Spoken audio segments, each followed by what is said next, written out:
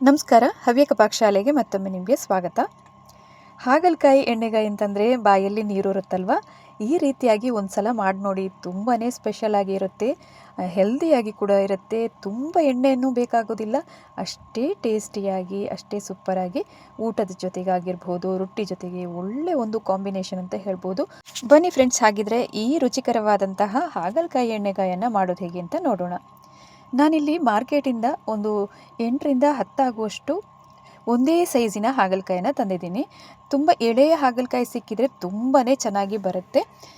ಈಗ ಅದರ ಹೊರಗಡೆಯ ಸ್ಕಿನ್ನನ್ನು ನಾವು ಸ್ವಲ್ಪ ತೆಗಿಬೇಕಾಗತ್ತೆ. ಈ ಥರ ಪೀಲರ್ನ ಸಹಾಯದಿಂದ ಆದಷ್ಟು ಸ್ವಲ್ಪ ತೆಕ್ಕೊಳ್ಳಿ. ತುಂಬ ತೆಗಿಯೋದಕ್ಕೆ ಅಂತ ಹೋಗಬೇಡಿ. ಜಾಸ್ತಿ ತೆಗೆದ್ರೆ ನಮಗೆ ಕಟ್ ಮಾಡಿ ಇದರ ಒಳಗಡೆ ಸ್ಟಫಿಂಗ್ ಹಾಕೋದಕ್ಕೂ ಕಷ್ಟ ಆಗುತ್ತೆ. ಅದಕ್ಕಾಗಿ ನೋಡಿಕೊಂಡು ನಾನು ವಿಡಿಯೋದಲ್ಲಿ ತೋರಿಸಿರುವ ಥರನೇ ಸ್ವಲ್ಪನೇ ತೆಕ್ಕೊಳ್ಳಿ. ಪ್ರತಿಯೊಂದು ಹಾಗಲಕಾಯನ್ನು ಸಹ ಅದೇ ರೀತಿಯಾಗಿ ಪೀಲ್ ಮಾಡಿ ಇಟ್ಕೊಂಡಿದ್ದೀನಿ.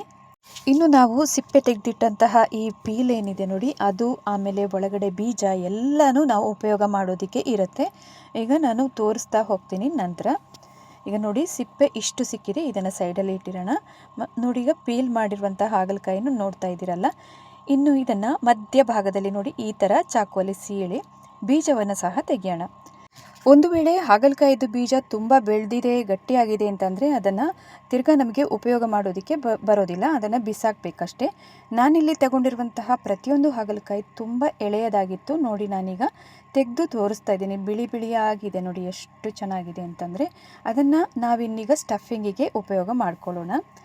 ಈಗ ಪ್ರತಿಯೊಂದು ಹಾಗಲಕಾಯಿಯನ್ನು ಸಹ ನಾನು ಚಾಕುವಲ್ಲಿ ಸೀಳಿ ಬೀಜವನ್ನು ಸಪ್ರೇಟಾಗಿ ಮಾಡಿ ಇಟ್ಕೊಂಡಿದ್ದೀನಿ. ನೋಡಿ, ಇಷ್ಟು ಸಿಕ್ಕಿದೆ ನನಗೆ. ನೋಡಿ, ಇನ್ನು ಹಾಗಲಕಾಯಿದು ಒಳಗಡೆ ಒಂದು ಸ್ವಲ್ಪನೂ ಬೀಜ ಎಲ್ಲ ಬಿಡಬಾರ್ದು, ನಾವು ಎಲ್ಲವನ್ನು ಸಹ ತೆಗಿಬೇಕಾಗತ್ತೆ. ಈಗ ಪ್ರತಿಯೊಂದು ಹಾಗಲಕಾಯಿನೂ ಸಹ ಸೀಳಿ ಈ ಥರ ಮಾಡಿ ಇಟ್ಕೊಂಡಿದ್ದೀನಿ. ನಂತರ ಇದಕ್ಕೆ ನಾವು ಮೇಲಿಂದ ಉಪ್ಪನ್ನು ಉದುರಿಸ್ಬೇಕಾಗತ್ತೆ. ನಾವು ತೆಗೆದಿಟ್ಟಿರುವಂತಹ ಸಿಪ್ಪೆಗೂ ಸಹ ಹಾಕ್ಕೊಳ್ಬೇಕು ಒಂದು ಸ್ವಲ್ಪ, ಮತ್ತು ಇದಕ್ಕೆ ನಾವು ಪೀಲ್ ತೆಗೆದಿರುವಂತಹ ಹಾಗಲಕಾಯಿಗೆ ಕೂಡ ಹಾಕ್ಕೊಳ್ಬೇಕು. ಉಪ್ಪು ಮತ್ತು ಅರಿಶಿನ ಎರಡನ್ನು ಸಹ ಒಟ್ಟಿಗೆ ಹಾಕ್ಕೊಳ್ಬೇಕು. ಇನ್ನು ಒಂದು 1/4 ಗಂಟೆಯಿಂದ 20 ನಿಮಿಷ ನಾವು ಹಾಗೇ ಬಿಡಬೇಕಾಗತ್ತೆ ಅದನ್ನು. ಈಗ ಹಳದಿ ಪೌಡ್ರನ್ನು, ಅರಿಶಿನವನ್ನು ಹಾಕ್ತಾಯಿದ್ದೀನಿ. ಎರಡಕ್ಕೂ ಸಹ ಹಾಕ್ಕೊಳ್ಳಿ. ಈಗ ಹಾಗಲಕಾಯಿ ಸಿಪ್ಪೆಯಲ್ಲಿ ಕೂಡ ತುಂಬಾ ಅದರಲ್ಲಿ ನಮಗೆ ಬೇಕಾಗಿರುವಂತಹ ಅಂಶ ಇರುತ್ತೆ, ಅದಕ್ಕೋಸ್ಕರ ಅದನ್ನು ಬಿಸಾಕೋದಕ್ಕೆ ಹೋಗಬಾರ್ದು. ಇನ್ನು ಒಂದು ಸ್ವಲ್ಪ ಮಿಕ್ಸ್ ಮಾಡಿಕೊಳ್ಬೇಕು ಉಪ್ಪು ಮತ್ತು ಅರಿಶಿನವನ್ನು ಹಾಕಿ. ಆದ ನಂತರ ನೋಡಿ, ಈ ಸೈಡ್ ಹಾಗಲಕಾಯಿನ ಸಹ ಹಾಗೆಯೇ ಒಂದು ಸ್ವಲ್ಪ ಹೊರಳಿಸಿದಾಗೆ ಮಾಡಿಬಿಟ್ರೆ ನಿಮಗೆ ಅದು ಚೆನ್ನಾಗಿ ನೀರೆಲ್ಲ ಬಿಟ್ಕೊಳ್ಳುತ್ತೆ. ಕಹಿ ತೆಗೆಯೋದಕ್ಕೋಸ್ಕರ ನಾವು ಈ ಥರ ಮಾಡೋದಷ್ಟೇ. ನಿಮಗೆ ಇದು ಕಹಿ ಬೇಕು ಅನ್ನೋಂಥವರು ಈ ಥರ ಮಾಡದಿದ್ರೂ ಆಗತ್ತೆ, ಬಟ್ ಹೀಗೆ ತೆಗೆದ್ರೆ ನಿಮಗೆ ಚೆನ್ನಾಗಿ ಬೇಯುತ್ತೆ ಕೂಡ. ಇದರಲ್ಲಿ ಒಂದು ಸ್ವಲ್ಪ ಕಹಿ ಅಂಶ ಹೆಚ್ಚಾಗಿರುವಂಥದ್ದು ನಾವು ತೆಗೆದ್ರೆ ಒಳ್ಳೆಯದು. ಈಗ ಇದನ್ನು 1/4 ಗಂಟೆ ಹಾಗೆಯೇ ಬಿಟ್ಟಿರೋಣ.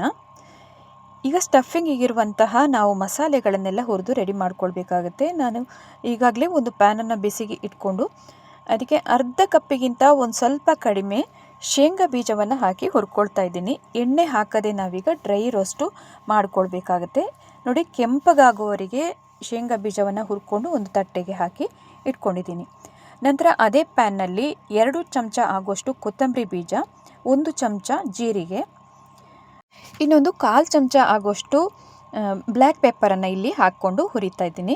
ಇದು ಸಹ ಅಷ್ಟೇ, ಜೀರಿಗೆ ಎಲ್ಲ ಚಟಪಟ ಅಂತ ಅನ್ನಬೇಕು, ಕೊತ್ತಂಬರಿ ಎಲ್ಲ ಸ್ವಲ್ಪ ಘಮ ಬರೋ ತನಕ ಹುರಿದಾದ ನಂತರ ತೆಗೆದು ಅದೇ ತಟ್ಟೆಗೆ ಹಾಕ್ತಾ ಇದ್ದೀನಿ. ನಂತರ ಇಲ್ಲಿ ಅದೇ ಪ್ಯಾನ್ನಲ್ಲಿ ನಾವು ಒಣ ಕೊಬ್ಬರಿ ತುರಿ ಇದೆ ನೋಡಿ, ಅದನ್ನು ಹುರ್ಕೊಳ್ಬೇಕಾಗತ್ತೆ. ಅರ್ಧ ಕಪ್ ಆಗುವಷ್ಟು ಹಾಕಿದ್ದೀನಿ. ಈಗ ಈ ಕೊಬ್ಬರಿಯನ್ನು ಸಹ ಅಷ್ಟೇ ತುಂಬ ಘಮ ಬರೋ ತನಕ ಹುರ್ಕೊಳ್ಬೇಕು, ಕೆಂಪಗಾಗುವವರೆಗೂ ಹುರಿಬೇಕಾಗುತ್ತೆ. ಇದು ಈ ಥರ ನೀವು ಕೊಬ್ಬರಿಯನ್ನು ಹಾಕಿದರೆ ಟೇಸ್ಟು ಇನ್ನೂ ಜಾಸ್ತಿ ಆಗುತ್ತೆ. ಈಗ ನೋಡಿ, ಕೆಂಪಗಾಗುವವರೆಗೆ ಹುರ್ಕೊಂಡಿದ್ದೀನಿ. ಇವೆಲ್ಲವನ್ನು ನಾವು ತುಂಬ ಲೋ ಫ್ಲೇಮಲ್ಲೇ ಹುರ್ಕೊಳ್ಬೇಕಾಗುತ್ತೆ ಫ್ರೆಂಡ್ಸ್, ಅದೊಂದು ಗಮನದಲ್ಲಿ ಇಟ್ಕೊಳ್ಳಿ. ಈಗ ತೆಂಗಿನಕಾಯಿ ತುರಿಯನ್ನು ಸಹ ತೆಗೆದು ಅದೇ ತಟ್ಟೆಗೆ ಹಾಕ್ತಾಯಿದ್ದೀನಿ. ನೋಡಿ, ಕೆಂಪಗಾಗಿದೆಲ್ಲ, ಇಷ್ಟಾದರೆ ಸಾಕಾಗುತ್ತೆ. ಈ ಸೈಡ್ ನಾವೀಗ ಅರಶಿನ ಉಪ್ಪು ಎಲ್ಲ ಹಾಕಿ ಇಟ್ಟಂತಹ ಈ ಹಾಗಲಕಾಯಿ ಸಿಪ್ಪೆ ಏನಿದೆ ನೋಡಿ, ಅದು ಕೂಡ ಹಾಗೆಯೇ ಚೆನ್ನಾಗಿ ನೀರೆಲ್ಲ ಬಿಟ್ಕೊಂಡಿದೆ. ಇನ್ನು ಅದನ್ನು ಹಿಂಡಿ ನೋಡಿ ಈ ಥರ ತೆಗಿಬೇಕು ಅದರ ರಸವನ್ನು. ಆವಾಗ ನಿಮಗೆ ಹೆಚ್ಚಿನ ಕಹಿ ಇದ್ದದ್ದೆಲ್ಲ ಹೋಗುತ್ತೆ ಈ ಹಾಗಲಕಾಯಲ್ಲಿ. ಈ ಮಕ್ಕಳೆಲ್ಲ ಜಾಸ್ತಿಯಾಗಿ ತಿನ್ನಲ್ವಲ್ಲ, ಅದಕ್ಕೋಸ್ಕರ ಹೀಗೆ ಮಾಡೋದಷ್ಟೇ. ಈಗ ಈ ಥರ ಕಹಿ ಇರಲೇಬೇಕು ಅನ್ನೋರು ಈ ಥರ ಮಾಡದಿದ್ರು ಓಕೆ, ಹೇಗೆ ಬೇಕೋ ಹಾಗೆ ಮಾಡ್ಕೊಳ್ಬೋದು.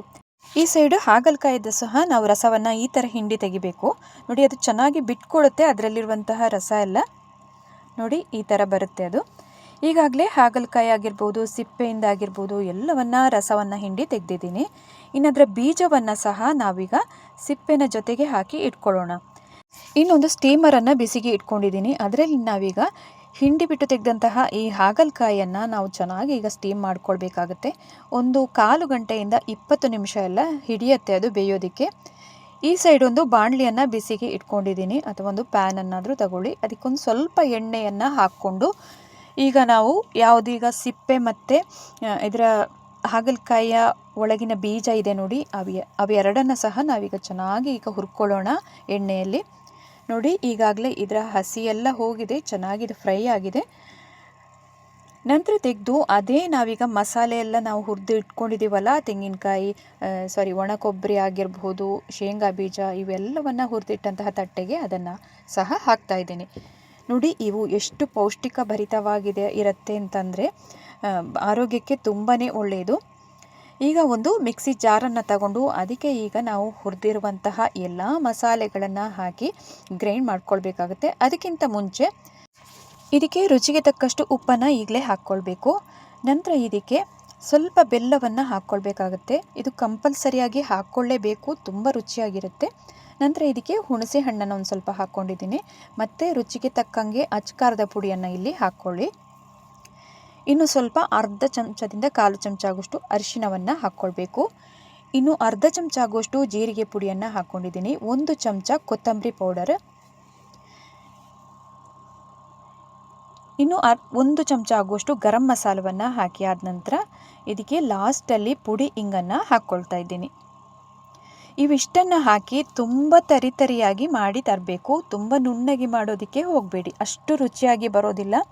ಯಾವತ್ತೂ ಅಷ್ಟೇ ಹಾಗಲಕಾಯಿ ಎಣ್ಣೆಗಾಯಿಗೆ ಸ್ವಲ್ಪ ತರಿತರಿಯಾಗಿ ಇದ್ರೇ ರುಚಿಯಾಗಿರುತ್ತೆ. ನಾವು ಒಣ ಕೊಬ್ಬರಿ ಎಲ್ಲ ಹಾಕಿರೋದ್ರಿಂದ ಅದನ್ನು ಜಾಸ್ತಿ ಗ್ರೈಂಡ್ ಮಾಡಿದರೆ ಅಷ್ಟು ಚೆನ್ನಾಗಿರೋದಿಲ್ಲ. ಈಗ ನೋಡಿ, ತರಿತರಿಯಾಗಿ ರುಬ್ಬಿದಂತಹ ಈ ಮಿಶ್ರಣ ಒಂದು ಸೈಡಲ್ಲಿ ಇರಲಿ. ಮಸಾಲೆ ಎಲ್ಲ ಈಗಾಗಲೇ ಸ್ಟೀಮರಲ್ಲಿ ನಾವು ಬೇಯಿಸೋದಕ್ಕೆ ಇಟ್ಟಂತಹ ಹಾಗಲಕಾಯಿ ಕೂಡ ಚೆನ್ನಾಗಿ ಬೆಂದಿರುತ್ತೆ. ತೆಗೆದು ನೋಡೋಣ ಒಂದ್ಸಲಿ. ನೋಡಿ, ಚೆನ್ನಾಗಿ ಬೆಂದಿರುತ್ತೆ ಈಗಾಗಲೇ. ಇನ್ನು ತೆಗೆದು ಇದನ್ನು ಒಂದು ತಟ್ಟೆಗೆ ಹಾಕ್ತಾ ಇದ್ದೀನಿ. ಇನ್ನು ಈ ನಾವು ತೆಗೆದಿಟ್ಟಂತಹ ಹಾಗಲಕಾಯಿ ಏನಿದೆ ನೋಡಿ, ಇದರ ಒಳಗಡೆ ಸ್ಟಫಿಂಗನ್ನು ನಾವು ಹಾಕ್ಕೊಳ್ಬೇಕಾಗತ್ತೆ. ಈಗಾಗಲೇ ರುಬ್ಬಿ ಇಟ್ಟದನ್ನು ಒಂದು ತಟ್ಟೆಗೆ ಹಾಕ್ಕೊಳ್ಳೋಣ. ಇನ್ನು ಪ್ರತಿಯೊಂದು ಹಾಗಲಕಾಯಿನೂ ಚೆನ್ನಾಗಿ ಬೆಂದಿರೋದ್ರಿಂದ, ಸ್ಟೀಮ್ ನಾವು ಮಾಡಿರೋದ್ರಿಂದ ಅದರ ಒಳಗಡೆ ತುಂಬ ಸುಲಭವಾಗಿ ತುಂಬಿಸ್ಕೊಳ್ಬೋದು. ಈಗಾಗಲೇ ಸ್ವಲ್ಪ ತಣ್ಣಗಾಗಿದೆ ಇದು. ನೋಡಿ, ಈ ಥರ ತುಂಬಿಸ್ಕೊಳ್ಳಿ ಎಲ್ಲದಕ್ಕೂ. ಆದಷ್ಟು ಮೀಡಿಯಮ್ ಸೈಜಿನ ಹಾಗಲಕಾಯಿ ತಗೊಳ್ಳಿ. ಇದು ಎಣ್ಣೆಯಲ್ಲಿ ಹಾಕಿದರೆ ನಿಮಗೆ ಬಿಟ್ಕೊಳ್ಳಲ್ಲ, ಅದಕ್ಕೋಸ್ಕರ ನಾನು ಸಣ್ಣ ಹಾಗಲಕಾಯಿ ತಗೊಂಡಿರೋದು. ನೋಡಿ, ತುಂಬ ಉದ್ದಕ್ಕಿರುವಂತಹ ಹಾಗಲಕಾಯಿ ತಗೊಂಡ್ರೆ ನೀವು ಎರಡೂ ಸೈಡು ಅಥವಾ ಮಧ್ಯಭಾಗದಿಂದೆಲ್ಲ ನೂಲಲ್ಲಿ ಹಾಕಿ ಕಟ್ಕೊಳ್ಬೇಕು. ಇಲ್ಲ ಅಂತಂದರೆ ಎಣ್ಣೆಯಲ್ಲಿ ಹಾಕಿ ನಾವು ಫ್ರೈ ಮಾಡ್ತೀವಿ ನೋಡಿ, ಆ ಟೈಮಲ್ಲೆಲ್ಲ ಮಸಾಲೆ ಎಲ್ಲ ಹೊರಗಡೆ ಬರುತ್ತೆ. ಈಗಾಗಲೇ ಎಲ್ಲ ಹಾಗಲಕಾಯಿಗೆ ನಾವು ಸ್ಟಫಿಂಗನ್ನು ತುಂಬಿಸಿ ಇಟ್ಕೊಂಡಿದ್ದೀನಿ. ಇನ್ನು ಸ್ವಲ್ಪ ಮಸಾಲೆಯನ್ನು ಬಾಕಿ ಇಟ್ಕೊಳ್ಬೇಕಾಗತ್ತೆ ತಟ್ಟೆಯಲ್ಲಿ. ಎಲ್ಲವನ್ನು ನೀವು ತುಂಬಿಸೋದಕ್ಕೆ ಹೋಗಬೇಡಿ.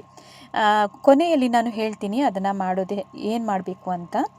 ಈಗ ಸ್ಟವ್ ಮೇಲೆ ಒಂದು ಪ್ಯಾನನ್ನು ಬಿಸಿಗೆ ಇಟ್ಕೊಂಡು ಅದಕ್ಕೆ 2 ಟೇಬಲ್ ಚಮಚದಿಂದ 3 ಟೇಬಲ್ ಚಮಚ ಆದರೂ ಎಣ್ಣೆಯನ್ನು ಕಮ್ಮಿ ಅಂದರೆ ಹಾಕ್ಕೊಳ್ಳಿ. ಅದರಲ್ಲಿ ಈಗ ನಾವು ಸ್ಟಫ್ ಮಾಡಿದಂತಹ ಈ ಹಾಗಲಕಾಯಿಯನ್ನು ಒಂದೊಂದಾಗಿ ಇಟ್ಕೊಂಡು ಬರೋಣ. ಇನ್ನು ತುಂಬ ಲೋ ಫ್ಲೇಮಲ್ಲೇ ಇಟ್ಕೊಂಡು ಇದನ್ನು ಕರೆದು ತಗೊಳ್ಬೇಕು. 2 ಸೈಡು ಅಥವಾ ಸುತ್ತಲೂ ಇದನ್ನು ನಾವು ಹುರಿದು ತಗೊಳ್ಬೇಕಾಗತ್ತೆ. ನೋಡಿ, ಆಚೆ ಈಚೆ ಇದನ್ನು ಹೊರಳಿಸ್ತಾ ಹುರ್ಕೊಳ್ಳಿ. ಆವಾಗ ಚೆನ್ನಾಗಿ ಬೇಯುತ್ತೆ. ನಾವು ಈಗಾಗಲೇ ಕುಕ್ ಮಾಡಿರೋದ್ರಿಂದ ತುಂಬ ಬೇಯುವಂತಹ ಅವಶ್ಯಕತೆ ಏನಿಲ್ಲ. ಆದರೂ ಜಸ್ಟ್ ಹೊರಗಡೆ ಸ್ಕಿನ್ನೆಲ್ಲ ಏನಿದೆ ನೋಡಿ, ಅದೊಂದು ಸ್ವಲ್ಪ ಫ್ರೈ ಆದಂಗೆ ಆಗಬೇಕು. ಈಗಾಗಲೇ ಒಂದು 5 ರಿಂದ 10 ನಿಮಿಷಗಳ ಕಾಲ ಈ ಥರ ಹುರ್ಕೊಂಡಿದ್ದೀನಿ. ನಂತರ ಈಗ ನೋಡಿ, ನಾವು ತೆಗೆದಿಟ್ಟಿರುವಂತಹ ಮಸಾಲೆ ಏನಿದೆ ನೋಡಿ, ಅದನ್ನು ಮೇಲಿಂದ ಉದುರಿಸಿದ್ರೆ ಸೂಪರ್ ಆಗಿರುವಂತಹ ಎಣ್ಣೆಗಾಯಿ ಕೂಡ ರೆಡಿ ಆಗುತ್ತೆ. ಇದನ್ನು ನೀವು ರೊಟ್ಟಿ ಆಗಿರ್ಬೋದು, ಚಪಾತಿನೋ, ಊಟದ ಜೊತೆಗಂತೂ ಎಲ್ಲದರ ಜೊತೆಗೆ ಸಖತ್ತಾದಂತಹ ಕಾಂಬಿನೇಷನ್. ನೀವು ಇದನ್ನು ಮನೆಯಲ್ಲಿ ಟ್ರೈ ಮಾಡಿ ನೋಡಿ. ನಿಮ್ಮ ಅನಿಸಿಕೆಯನ್ನು ಕಮೆಂಟ್ ಮಾಡಿ ತಿಳಿಸೋದನ್ನು ಕೂಡ ಮರಿಬೇಡಿ. ಇವತ್ತಿನ ಈ ರೆಸಿಪಿ ನಿಮಗೆಲ್ಲರಿಗೂ ಇಷ್ಟ ಆಗಿದ್ದಲ್ಲಿ ಚಾನಲನ್ನು ಸಬ್ಸ್ಕ್ರೈಬ್ ಮಾಡಿಕೊಳ್ಳಿ. ಹಾಗೆಯೇ ಈ ವಿಡಿಯೋನ ಹೆಚ್ಚಾಗಿ ಶೇರ್ ಮಾಡಿ ಸಪೋರ್ಟ್ ಮಾಡಿ. ಸಿಗೋಣ ಮುಂದಿನ ವಿಡಿಯೋದಲ್ಲಿ. ಅಲ್ಲಿ ತನಕ ನಮಸ್ಕಾರ.